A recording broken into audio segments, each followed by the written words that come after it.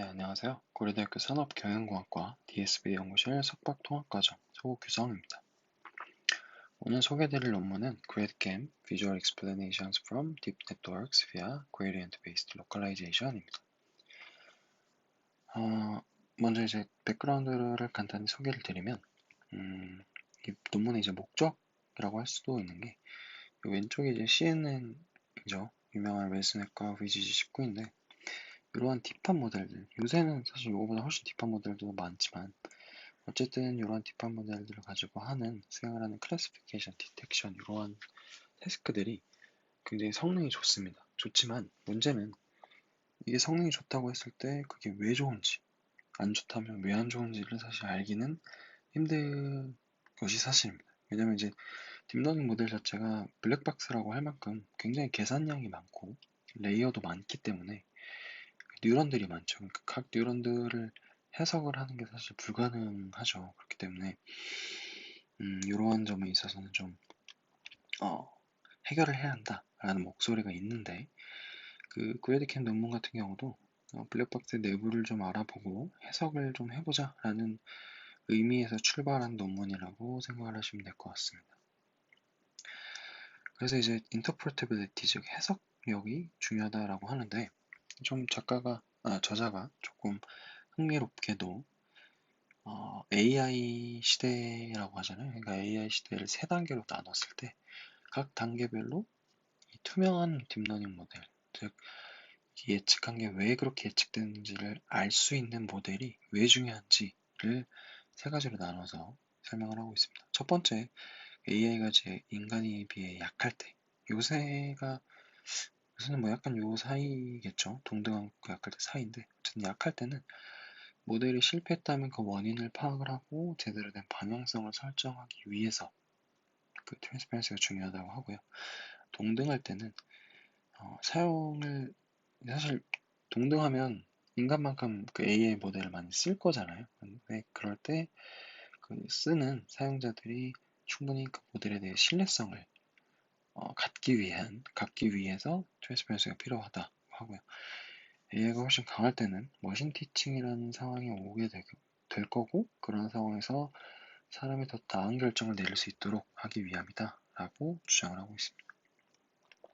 그래서 뭐 계속 얘기하는 게 이제 accuracy랑 interpretability는 약간 트레이드오프 관계에 있는데 상충되는 뭐 관계에 있겠죠. 그래서 이 구글랩 같은 경우는 굉장히 딥하고 어큐레이트한 할 수 있겠지만 해석이 어렵고 이 간단한 디시전 트리 같은 경우는 해석은 뭐 용이하겠지만 왼쪽 딥러닝 모델보다는 조금 성능은 떨어질 수 있겠죠. 그래서 이 딥 모델들이 그 인터프레터빌리티와 어큐시 사이에 스펙트럼을 탐색을 하고 있다. 그래서 그 어떤 뭐 좋은 지점을 찾고 있다. 그러한 주장을 저자들이 하고 있습니다. 그래서 두 번째로 살펴볼 거는 이제 비주얼 익스플레네이션이라고 하면 이게 이제 계속 CNN 기반의 모델들을 가지고 너무 설명을 하고 있어서 여기서 비주얼 익스플레네이션이라고 하면 쉽게 말하자면 피처맵을 보여주는 거라고 할 수 있겠죠. 그래서 어떠한 예측 결과가 이미 나왔고 그렇다면 이 결과가 왜 나왔는지를 이 앞단의 피처맵을 통해서 보여주는 게 바로 이 비주얼 익스플레네이션이 되는데 이게 좋으려면 첫 번째로는 클래스 디스크리미네이티브 즉 클래스를 구분할 수 있어야 된다라고 주장을 하고요. 두 번째는 충분히 오브젝트를 판별을 할 수 있는 식별을 할 수 있을 만큼 해상도가 높아야 된다라고 주장을 하고 있습니다. 이 왼쪽 그림 같은 경우는 가이디드 백프로 방법을 사용한 그 피처맵 시각화인데 이 왼쪽은 캣이라고 예측을 한 결과이고 오른쪽은 도그라고 예측을 한 결과인데도 불구하고 피처맵에서 둘 다 이제 똑같이 거의 비중이 똑같이 나와 있죠. 그러면 사람들이 이걸 딱 주어졌을 때 이게 이제 둘 중에 하나를 선택했다고 하면 뭐 같냐 라고 하면 사실 50대 50이겠죠. 거의 둘 다 똑같이 보이니까. 그래서 이거는 하이 레졸루션 하지만 클래스 디스크리미네이티브 하지는 않다라고 하고 있고요. 거기에 이 그래드캠을 합치면 가이디드 그래드캠이 되는데 뭐 뒤에서 좀 자세히 설명을 드릴 건데 가이디드 그래드캠 같은 경우는 저자들이 주장하는 대로 이 고양이의 줄무늬를 식별할 수 있을 만큼 하이 레졸루션 하면서도 개를 예측했을 때는 개만 보이고 고양이를 예측했을 때는 고양이만 보이는 그러한 클래스 디스크리미네이티브한 특성까지 갖고 있다라고 주장을 하고 있습니다. 그래서 컨트리뷰션을 간략하게 살펴보면 방금 말씀드린 그런 클래스 디스크리미네이티브한 로컬라이제이션 테크닉으로 시각화를 통해서 실패한 모델의 진단 또한 가능하다. 굉장히 좋은 이점이겠죠. 그리고 Top Performing Classification, 웨즈넷 같은 그런 거였겠죠. 그리고 캡셔닝, VQA 같은 다양한 다운스트림 태스크에도 확장적으로 적용이 가능하다라고 주장을 합니다. 마지막으로는 이제 휴먼 스터디를 추가해서 수행을 했는데 이제 그레이드캠이 클래스 디스크리미네이티브 하다는 걸 보일 뿐만 아니고 훈련되지 않은 일반인도 이 모델을 성능을 구분할 수 있음을 보여주고 있습니다. 그래서 이 그레이드캠과 관련된 연구들을 한번 살펴보면 첫 번째는 당연히 이제 CNN을 시각화하는 게 있겠죠. 첫 번째 논문 같은 경우는 픽셀 단위 영향력을 시각화하는 연구입니다. 이런 게 많은데 문제는 이제 클래스 디스크리미네이티브 하지 않다는 거죠. 이 가이디드 백프로피게이션이 바로 이러한 픽셀 단위 영향력을 시각화하는 연구 결과인데 아까 보셨죠? 그래서 클래스 디스크리미네이티브 하지 않다 라고 해서 이러한 서론 연구들이 아직 한계점이 있다 라고 주장을 하고요. 이제 반면 이러한 논문 같은 경우는 맥시멀리 액티베이트를 이제 합니다. 특정 부분을 최대로 발화를 시켜서 그것들을 가지고 예측 결과를 이제 시각화를 하는 그런 이제 형태인데 결과가 이제 하이 레졸루션하고 또 클래스 디스크리미네이티브 하긴 하지만 이게 이제 신세사이즈 즉 이미지를 합성을 해서 연구를 진행을 하기 때문에 그레이드캠은 싱글 이미지를 넣고도 파악을 할 수 있는 반면에 이러한 연구들은 이 모델 전반을 다 시각화를 한다는 한계점이 있습니다. 그리고 이제 두 번째로는 모델에 대한 신뢰성, 트러스트인데 Why Should I Trust You라는 논문은 모델에 대한 신뢰성 연구를 했고 그레이드캠은 이거에 영감을 얻어서 휴먼 스터디를 추가를 합니다. 그래서 아까 말씀드렸다시피 그레이드캠이 이제 시각화를 잘하냐 못하냐를 인간을 이용을 해서 평가를 하게 됩니다. 그 결과적으로는 그레이드캠이 이러한 딥러닝 모델 같은 자동화된 시스템을 평가하고 이용자들에게 신뢰를 주기 위한 도구가 될 수 있다라고 하는 주장의 근거가 되고 있고요. 그리고 세 번째로는 Aligning Gradient Based Importance라고 해서 그레디언트에 기반한 이 뉴런들의 중요성을 평가를 하는 그런 연구인데 이 취주얼 뉴런 같은 논문은 클래스 스페시픽 도메인 놀리지에 매핑을 합니다. 이 뉴런들을 매핑을 해서 새로운 클래스, 노벨 클래스, 아직 보여지지 않은 그런 노벨 클래스에 대해서도 분류가 가능한 분류기를 학습을 하는데 이 밑에 나온 게 그림이고요. 사실 이 논문은 좀 재밌습니다. 재밌는 논문인데 여기서 소개해드리지는 않고요. 관심 있으신 분들은 이 논문 한번 찾아서 읽어보시기 바랍니다. 어쨌든 그레이드캠이 이러한 접근법의 영향을 받아서 동일하게 뉴런 임포턴스를 가지고 그러한 기법들을 제안을 하고 있습니다. 마지막으로는 이제 위클리 슈퍼바이스 로컬라이제이션인데 위클리 슈퍼바이스 로컬라이제이션은 뒤에 더 자세히 말씀을 드리겠지만 여기서 말씀드리려는 거는 것 중에 가장 대표적이고 또 가장 중요한 왜냐하면 그레이드캠과 굉장히 연관이 깊은 모델이기 때문에 그러한 중요성을 갖고 있는 게 바로 클래스 액티베이션 맵, 즉 줄여서 캠이라는 건데 방법론인데 이 논문에서 소개가 된 방법론입니다.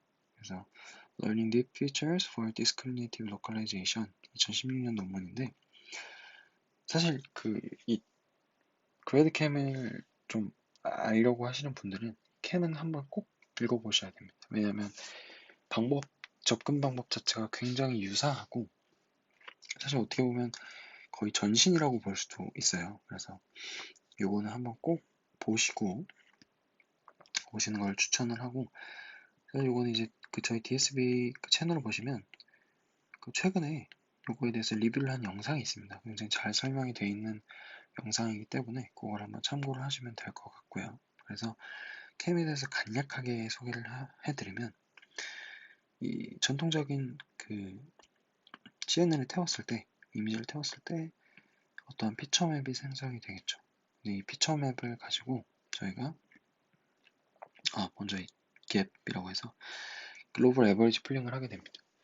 글로벌 에버리지 풀링은 쉽게 말하면 이 피처 맵을 평균을 내서 이 피처 맵의 특징을 평균으로서 이제 표현을 한다는 건데, 이것들을 가지고 웨이트를 구하게 되고, 이 웨이트를 밑에 보이시다시피 각 피처 맵에 곱합니다.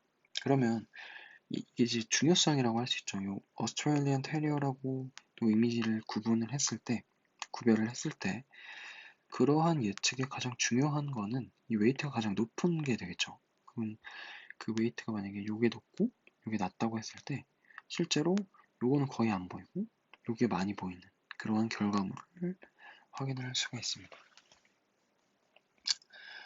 사실 그래드캠은 뒤에 구조를 보여드리긴 하겠지만 이거랑 굉장히 유사합니다.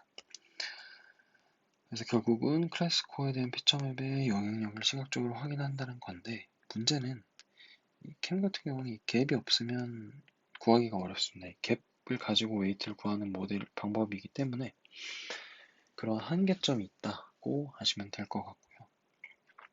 그러면 이제 그래드캠이 뭔지 한번 살펴보도록 하겠습니다. 살펴보기에 앞서서 CNN에 대한 간략한 특징을 먼저 말씀을 드리면, 이게 이제 엔비디아에서 만든 그래픽이라고 하던데 그거 가져온 건데, 이제 인풋 이미지가 있을 때 그거를 이 CNN을 태우게 되면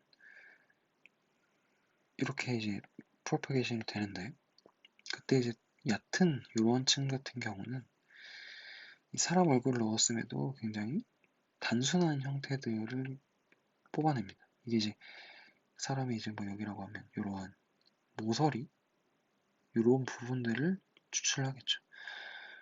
왜냐면 이제 처음에 들어가는 거는 이런 식으로 커널이 형성이 되기 때문에 굉장히 이러한 특징들밖에 이제 추출 못하게 됩니다. 로우 레벨 피처스라고 하고, 근데 이 로우 레벨 피처들이 컨볼루션 즉 합성곱이 되면 이러한 직선들이 합쳐지면 귀가 되겠죠. 그런 것들이 여기서 이제 표현이 됩니다. 눈이나 귀나 코 이런 굉장히 작은 오브젝트의 특성들을 추출하고, 이제 이게 더 깊어지면 그런 오브젝트의 특성들이 합성곱이 돼서 이제는 정말로 좀 그 오브젝트의 시멘틱한 부분들을 잘 표현을 하는 그러한 피처 맵들이 생성이 됩니다. 그래서 결과적으로는 이제 깊은 층으로 갈수록 시멘틱, 클래스 스페시픽한 정보를 읽어드린다 라고 보면 되는데, 그러한 이유로 인해 그래드캠 논문에서는 마지막 레이어에 흘러들어가는 그레디언트를 이용을 합니다. 근데 사실 그 논문의 주장은 모든 레이어에 대해서 사용이 가능하다는 건데, 이 앞단의 레이어를 사용을 하면 사실 의미가 거의 없겠죠. 이게 이제 뒷부분에 나오는 어블레이션 스터디인데, 요게 이제 얕은 레이어고 일로 갈수록 깊어지는 건데, 이 얕은 레이어 같은 경우는 아까 말씀드렸다시피 이러한 엣지, 선 등을 잘 추출합니다. 이게 점점 모이고 모여서 점점 하나의 개체가 되고, 여기 이제 고양이 다리라고 하면 고양이 다리나 이 팔이 합쳐져서 하나의 고양이로 생성이 되죠. 그래서 이제 위에서 말씀드렸다시피 깊은 층일수록 더 시멘틱한 정보가 얻어지기 때문에 그래드캠 논문 또한 CNN의 마지막 레이어를 가지고 연구를 진행을 합니다. 여기 이제 아키텍처인데, 뒤에 더 자세히 설명을 드리겠지만 한번 간략하게 말씀을 드리면, 이미지 클래시피케이션 문제에 있어서 이 그림을 만약에 이제 타이거 캣이다 라고 예측을 했다고 해봅시다. 그럼 그게 이제 클래스 C가 되겠죠. 그러면은 그 클래스 C로 예측을 하기 위한 스코어 값은 YC가 되겠죠. 근데 이 YC를 그냥 놔두는 게 아니고 백프롭을 합니다. 어디까지 백프롭을 하냐면 우리가 원하는 피처맵까지. 그 앞서 말씀드렸다시피 이 피처 맵이 논문에서 마지막 레이어가 되기 때문에 마지막 레이어까지 백프로파게이션을 하게 됩니다. 그렇게 되면 이 피처 맵들이 이제 하나씩 나오게 되고 그 피처 맵들을 이 웨이트, 즉 영향력이겠죠. 이 YC를 얻는 데 있어서 각 피처 맵의 영향력을 곱해주면 합치면 이런 그랜드 캠이 나오게 됩니다. 네. 이거 수식으로 한번 살펴보면 방금 말씀드렸다시피 가장 중요한 부분이 YC를 피처 맵으로 미분하는 건데 그게 이제 바로 요게 되겠죠. YC를 K번째 피처 맵인 AK로 미분을 하게 됩니다. 여기 이제 그레디언트 비아 백프로파게이션이 되는데 그거를 에버리지 풀링을 하게 됩니다. 그게 바로 알파 KC인데 이게 의미하는 게 뭐냐면 이 AK는 단순히 하나의 피처 맵이죠. K번째 피처 맵이 YC라는 클래스 코어에 미치는 영향력이 바로 이거인데 이거를 IJ라는 이제 가로 세로라고 보시면 되고 그 각 픽셀들에 대해서 AK를 구하게 되면 이거는 이제 여기서는 피처 맵이라고 하면 여기서는 피처 맵의 각 픽셀이 되겠죠. 즉 이거는 이 각 피처 맵의 픽셀들이 YC를 C로 예측을 하는데 얼마나 중요하냐, 얼마나 영향을 미쳤냐라고 하는 웨이트가 됩니다. 그래서 이거를 이제 평균을 냈기 때문에 결과적으로는 하나의 피처 맵이 평균적으로 얼마나 영향을 미쳤냐라고 하는 표현이 되고요. 사실 이 YC가 꼭 클래스 스코어일 필요는 없습니다. 여기서는 이제 이미지 클래시피케이션이기 때문에 클래스 스코어라고 했지만 미분이 가능한 다운스트림 태스크의 결과이면 다 구할 수 있다고 주장을 하고 있습니다. 이제 이 앞서거는 알파 K를 AK랑 곱해주는데 피처맵이랑 곱하죠. 근데 이게 사실 뭐랑 똑같냐면 캠에서 이 부분이랑 똑같습니다. 저희가 이제 알파 K가 가중치라고 했으니까 이렇게 되겠죠. 그러면은 그 가중치를 피처맵에 곱하게 되는데 문제는 여기서 중요한 점은 이 앞에 렐로를 포함시킨다는 점입니다. 이 선형 결합은 간단하게 말하면 그 피처맵을 그 가중치에 따라서 다르게 나타낸다라고 보시면 되고 거기다 렐로를 태우게 되면 이 가중치를 곱한 값이 피처맵이 만약에 음의 값을 갖는다라고 하면 이 그림에서는 개라고 만약에 판단을 했다고 하면 개라고 판단을 하는데 음의 영향력을 주는 부분들은 캣이겠죠. 혹은 뭐 이러한 백그라운드 부분들 이런 부분들은 다 제외를 하고 온전히 개라고 판단을 하는 데 있어서 플러스 영향을 주는 부분들 즉 이 부분이 되겠죠. 안 가지고 시각화를 하겠다는 의미가 됩니다.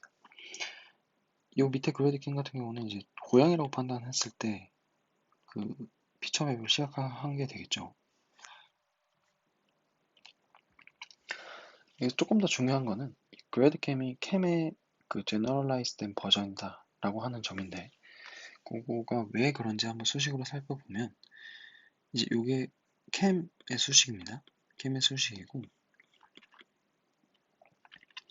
아까 말씀드렸다시피 캠은 이제 그 갭 그거버 에버리지 플링에 의한 가중치를 각 피처맵 곱한 형태가 되는데 여기서 이 FK는 요겁니다. 저희가 이제 임의로 이렇게 설정을 한 건데 요게 요 값이 되기 때문에 요 수식은 이렇게 되겠죠.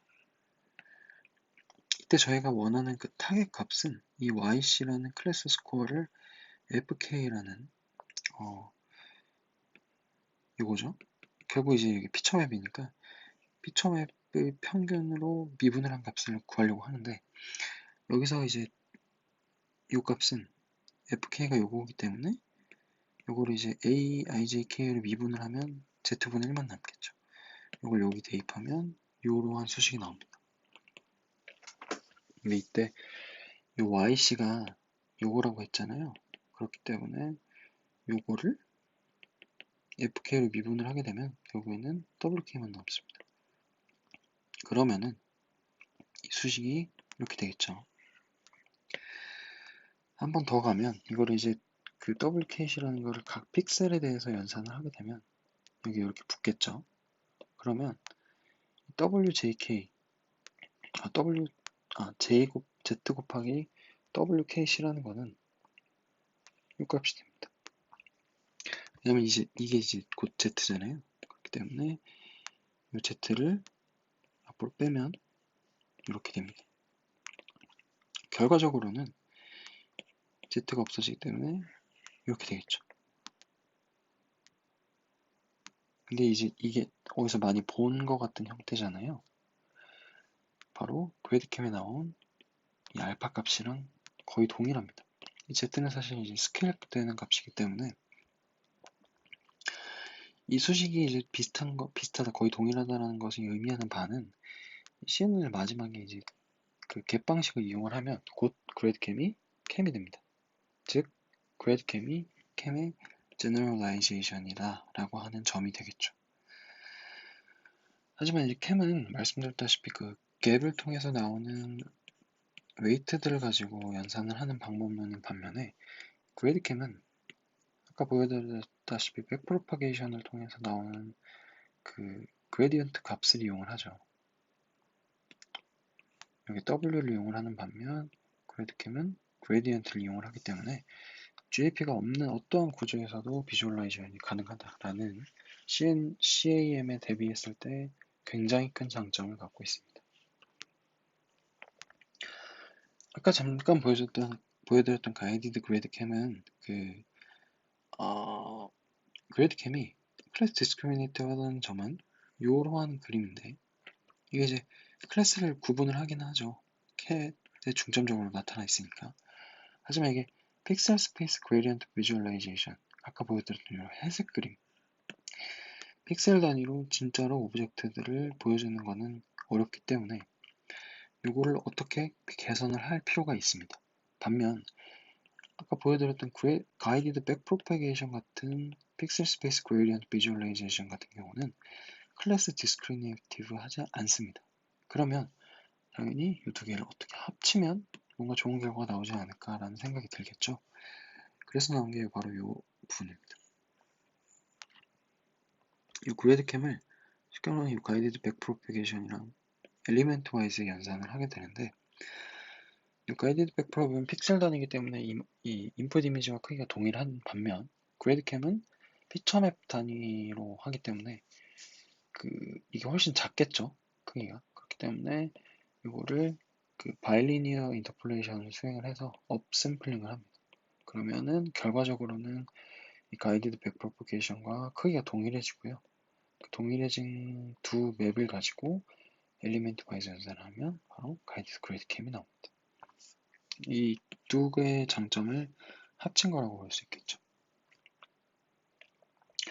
사실 논문이 굉장히 개념적인 부분은 굉장히 적습니다. 수식이 거의 다고 뒷부분은 이제 이거를 어떻게 저희가 저자들이 평가를 했는지가 대부분인데 그것들에 대해서는 간략하게 짚어보면서 넘어가도록 하겠습니다. 첫 번째로는 로컬라이제이션 어빌리티를 평가를 합니다. 첫 번째로 이미지에 대해서 CNN으로 클래스를 예측하고 각 스코어를 피처맵에 대해서 미분을 합니다. 이거는 이제 앞서 설명드린 것과 똑같죠. 이게 바로 이 IC를 AK로 미분한 이 그레디언트를 구하는 건데 최대로 발화되는 거의 15%를 스레시홀드로 해서 나머지는 다 버리고 남깁니다. 스레시홀드 이상인 것만 남기는데 바이너라이즈 한다는 거는 이제 만약에 캣이라고 하면 캣에 대해서 맥스되는 액티베이션의 15% 이상인 거를 남기면 이게 다 이제 캣에 대해서 예측을 하는 거가 되겠죠. 그것들을 가지고 그래드캠을 생성을 합니다.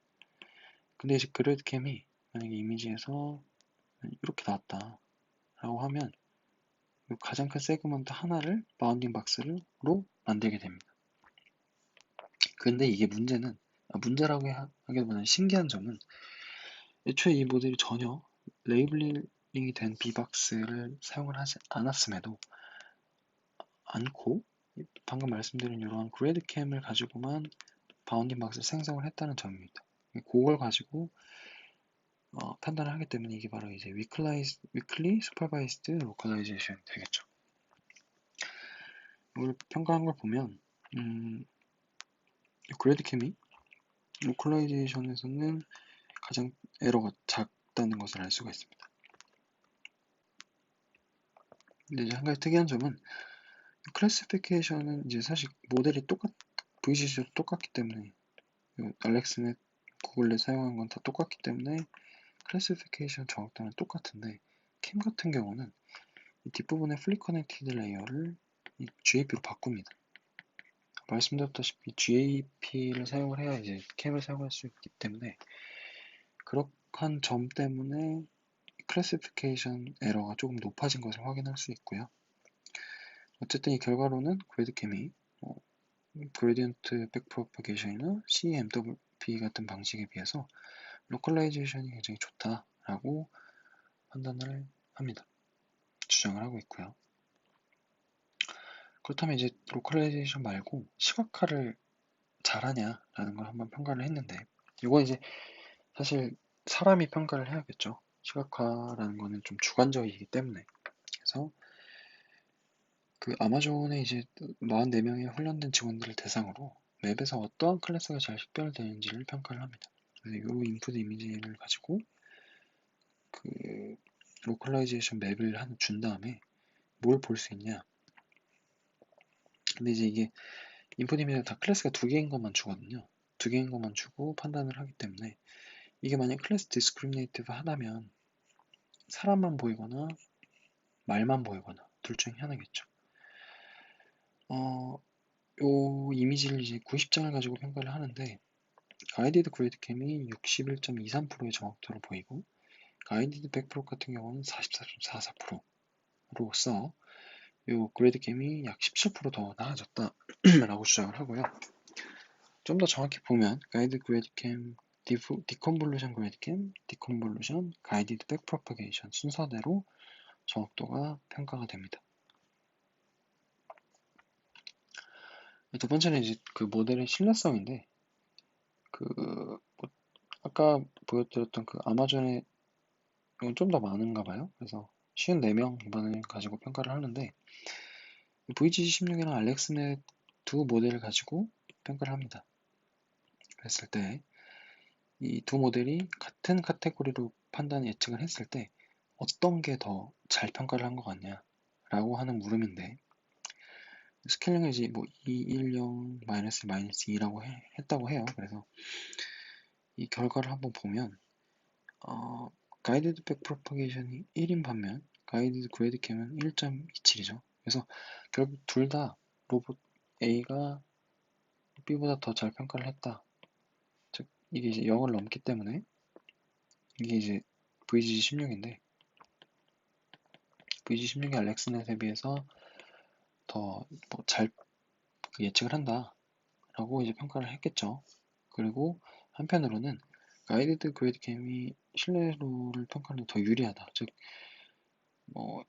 1보다는 이게 좀 더 이제 확실하게 높다고 판단하는 거기 때문에 그런 시각화에 있어서 신뢰를 더 준다라고 주장을 하고 있습니다. 다음으로는 이제 단순히 그래드캠을 평가하는 게 아니고 이미지 분류 결과 자체를 이제 진단을 하는데 요거는 이제 네 가지 그림을 VG16으로 이제 평가를 한 모형인데 사실 요거는 고영투를 쓰는 볼케이노지만 예측은 굉장히 이상하게 나오죠. 샌드바, 그다음에 카미로. 근데 사실 저희가 그 CNN 모델을 돌려보셨으면 다 아시겠지만 이렇게 저희는 단순히 사실 ACC라는 지표를 가지고 평가를 하잖아요.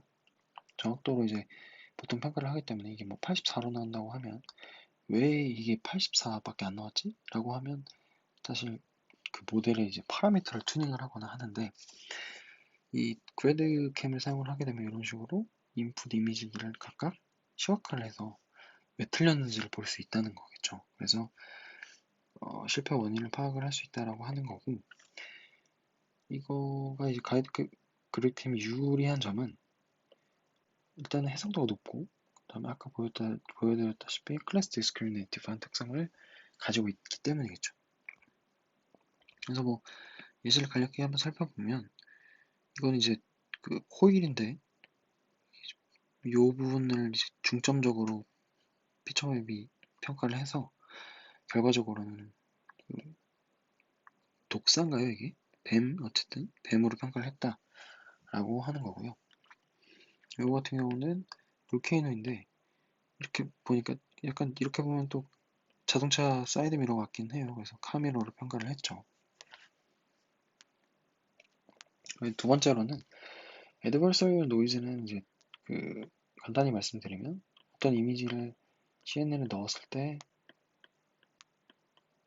나오는 결과가 만약에 이제 사람이라고 제대로 평가를 했다고 합시다. 근데 이 원본 이미지 사람 이미지에 약간의 노이즈를 추가를 했더니 네트워크가 전혀 이상한 걸로 예측을 하는 거예요. 강아지라든지 이걸 이제 애드버서리얼 노이즈라고 하는데 이 아까 보여드렸던 이 원본 이미지에 약간의 그 노이즈를 추가를 합니다. 여기 보시면 약간의 노이즈가 이렇게 들어가요.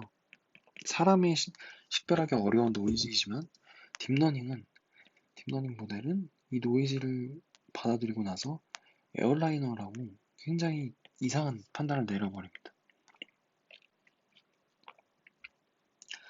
근데 이거를 이제 그래드캠은 어떻게 판단하냐라고 봤을 때 그래드캠 뭐 당연히 이제 이 그래드캠에 사용된 모델은 평가를 잘못 예측을 했겠죠. 하지만 박서라는 것에 대해서는 여전히 피처맵에 있어서 평가를 제대로 하고 있습니다. 표현을 제대로 하고 있죠. 그러한 점을 들어서 봤을 때 여전히 원본 이미지 카테고리 정보를 하이라이트를 시키기 때문에 AWS랑 노이즈에 로버스트하다라고 주장을 합니다. 실제로 이제 이게 에어라이너라고 잘못 평가한 데에는 이러한 지점을 중점적으로 봤기 때문에 잘못 평가했다라고 볼 수 있고요. 세 번째로는 그 데이터셋에 어떤 편향이 있을 때 그걸 찾아낼 수 있다라고 주장을 하고 있습니다. 이건 이제 여기서 드는 예시인데 인풋 이미지가 두 개가 다 여성이죠. 여성인데 하나는 널스고 하나는 닥터입니다. 근데 이게 이제 딥러닝 모델을 넣게 되면 제가 여기 표기는 안 했는데 이 데이터셋에 남성 의사가 한 87%인가 있다고 해요. 그러니까 굉장히 편향됐죠. 여성 의사도 충분히 많을 텐데 대부분의 의사가 이제 남자로 들어가 있고요. 그렇기 때문에 여기를 보시면 이 여자 의사를 넣었는데도 불구하고 이 머리 길이나 뭐 여기서 이제 머리 길이를 주로 봤겠죠. 이 머리 길이를 주로 평가를 해서 이 간호사다라고 평가를 합니다. 그 말씀드렸다시피 편향된 데이터셋이기 때문에 간호사는 70%인가 정도가 여자였다고 해요. 그래서 그러한 점들을 반영을 해서 이렇게 잘못된 평가를 내리고 있는데 이 저자들이 이 편향된 데이터셋을 약간 그 수정을 했다고 합니다. 그래서 여자 의사를 좀 더 넣고 남자 간호사를 좀 더 넣고 이런 식으로 해서 모델을 다시 돌렸더니 그래드캠으로 시각화를 했더니 숏 슬리브라고 하는 뭐 이게 사실 잘 모르겠어요. 저는 잘 모르겠는데 어쨌든 숏 슬리브를 가지고 널스를 평가를 했고 이번에는 제대로 청진기를 가지고 닥터라는 예측을 하게 됩니다. 사실 그래드캠이 없다면 사실 왜 이게 그 널스로 예측이 됐나라고 하기가 어려운데 그래드캠을 통한 시각화를 통해서 널스로 판단한 근거를 좀 찾아낼 수 있다라는 데 의의가 있다고 보시면 될 것 같고요. 추가적으로 이제 이미지 캡셔닝이나 VQA, 즉 그 비주얼 퀘스천 앤서링이라는 다운스트림 태스크에 대해서도 실험을 하고 있습니다. 그 이미지 캡셔닝 모델 중에 그 뉴럴 토크라는 모델이 있는데 단순히 이제 앞서 보여드렸던 이미지 클래시피케이션이 아닌 이러한 그 이미지 캡셔닝 모델에도 그래드캠을 적용을 해본 겁니다. 그래서 했을 때 익스플리시트하게 설명하는 모델이 아님에도 불구하고 마지막 CNN 레이어에 적용을 해서 로그 확률을 계산을 해서 결과적으로는 캡션 예측에 대한 시각적인 해석이 가능하다라는 것을 보여주고 있습니다. 여기 보시면 그 캡션이 Man sitting at a table with a pizza인데 사실 같은 사람임에도 남자라는 남자 얼굴이죠. 그래서 이 남자 얼굴이라는 것과 피자라는 거에 중점적으로 발현이 되어 있다라는 것을 확인을 할 수 있습니다. 그래서 뭐 이러한 다운스트림 태스크에도 그래드캠이 굉장히 잘 적용이 된다라고 보시면 될 것 같고요. 이제 이 이미지 캡셔닝 중에 딥 캡셔닝이라는 게 있는데 이건 이제 프리 컨볼레이션 로컬라이제이션 네트워크 플러스 LSTM 베이스 랭귀지 모델을 가지고 캡셔닝을 하는 겁니다. 간단하게 설명을 드리면 이미지 내에서 이제 리전 오브 인터스트를 생성을 하고 해당 ROI 내부적으로 캡셔닝을 생성을 하는 모델인데 이 댄스캡에서 생성한 이 바운딩 박스를 그래드캠이 전혀 쓰지를 않은 상태에서 이 평가를 하는 건데 이 평가 지표는 이 박스를 일단 가지고 이 발현되는 부분들이 박스 안에 있냐 밖에 있냐를 가지고 정확도를 평가를 합니다. 근데 이제 가이디드 그래드캠이 6.38점이고 가이디드 백 프로파게이션이 2.32점으로 훨씬 좋은 성능을 보이고 있죠. 그래서 어텐션이 요 인터레스트 지점들에 잘 어텐션이 되고 있다라는 걸 의미를 하고요. 특히 아까 말씀드렸던 것처럼 바운딩 박스에 대한 학습이 없었음에도 이 댄스캡이 설명하는 지점들의 정보를 굉장히 잘 찾아내고 있죠. 그렇기 때문에 이 그래드캠이 이러한 이미지 캡셔닝 모델에도 잘 적용이 된다라는 걸 또한 보여주고 있고요.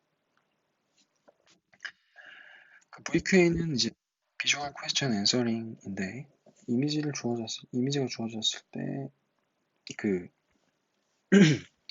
질문을 던지면 답변을 줍니다.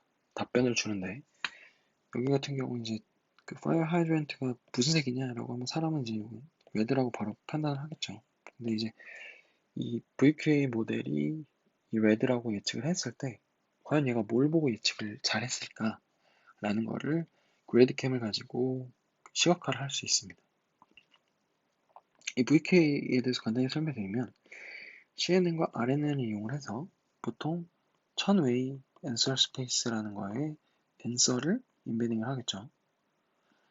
그렇게 해서 이것 또한 이제 분류 문제를 해결을 한다고 하는데 이미지 클래시피케이션과 사실 거의 뭐 동일하겠죠. 그래서 1000개의 YC 클래스 스코어를 미분을 해서 그레디언트를 계산을 해서 시각화를 수행을 하는 겁니다.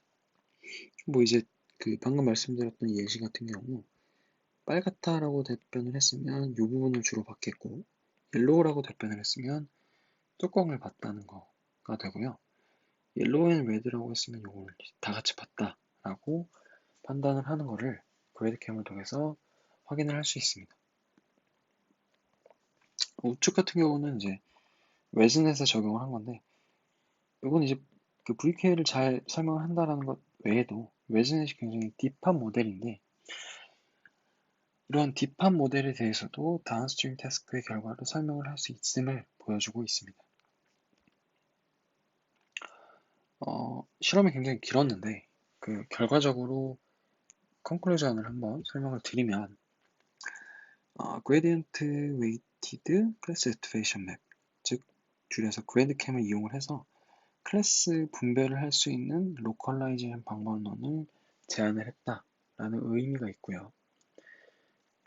요 앞서 말씀드렸던 예시처럼 이 레즈넷 같은 깊은 모델에 있어서도 인간이 판단할 만한 시각화를 가능케 했고 또한 이미지 분류뿐 아니라 VQA나 캡셔닝 같은 다운스트림 태스크에도 예측을 평가할 수 있는 방법론을 제안했다라는 제가 판단했을 때 굉장히 좋은 의미를 갖는 것 같아요. 그래서 굉장히 중요한 의미를 갖고 있고 앞서 백그라운드에서 말씀드렸다시피 인공지능 시대에 있어서 사실 딥러닝 모델의 성능만 좋으면 장땡이다라는 생각들도 있을 텐데 사실 그게 인공지능이 점점 발전하면서 오히려 더 해석력이 중요하다고 개인적으로는 생각을 하거든요. 그래서 그런 해석을 가능케 하는 데 있어서 어떠한 지표를 제시를 하는 그 방법 혹은 논문이 아닐까라는 주관적인 생각을 갖고 있습니다. 그래서 이러한 의미가 있는 그래드캔 논문을 소개를 드렸습니다. 긴 발표 들어주셔서 정말 감사하고요. 다음번에 더욱 재밌고 더욱 잘 설명된 정리를 가지고 오도록 하겠습니다. 감사합니다.